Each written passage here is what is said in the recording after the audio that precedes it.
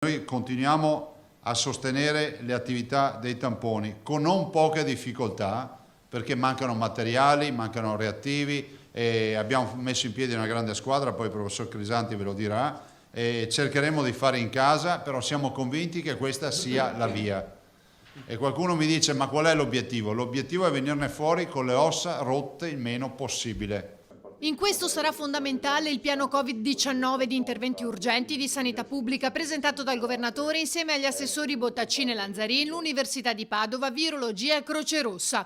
Obiettivo: cercare ovunque i positivi asintomatici. Che un virus che vive solamente nelle persone viene trasmessa da persona a persona.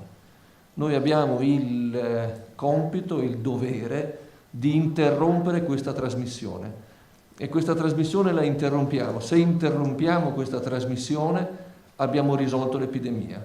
E questo lo facciamo solamente in due modi. Il primo è stato detto, attraverso l'impegno di tutti i cittadini.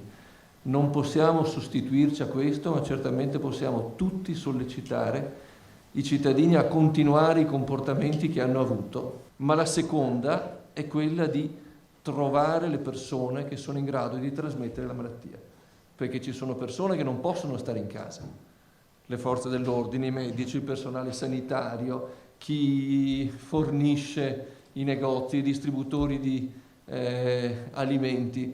Queste persone lavorano, devono lavorare, ci garantiscono i servizi essenziali. Noi dobbiamo andare a cercare dovunque. Il progetto punta a effettuare 20.000 tamponi al giorno in circa 2 settimane, oltre i 65.000 già effettuati, attraverso la sorveglianza attiva, come ha spiegato il professor Crisanti, per isolare le persone contagiate. Più positivi si troveranno, meno persone si ammaleranno e andranno in terapia intensiva. Però la sorveglianza attiva va fatta anche intorno a quelle persone che stanno a casa e che accusano sintomi. Noi dobbiamo andare lì, dobbiamo fare la diagnosi e dobbiamo a cerchi allargati identificare tra i parenti, il primo cerchio ristretto, tra gli amici, il primo cerchio allargato, e tra il vicinato chi gliel'ha trasmessa questa malattia. Perché se noi assumiamo che le persone obbediscono alla quarantena, è chiaro che chi gliel'ha trasmessa sta nell'ambito di quel cerchio. Le prime categorie saranno gli operatori sanitari e quelle delle strutture residenziali per non autosufficienti. Seguiranno filiere come i cassieri dei supermercati, farmacisti, forze dell'ordine. Cosa ci si aspetta nei prossimi giorni? Ecco, questo pure è importante.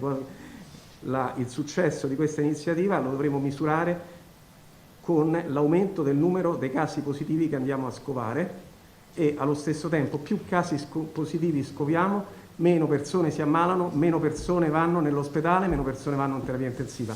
Poi arriverà un punto di flessione in cui i positivi incominceranno a calare in parallelo alle persone ospitalizzate e alle persone in terapia intensiva.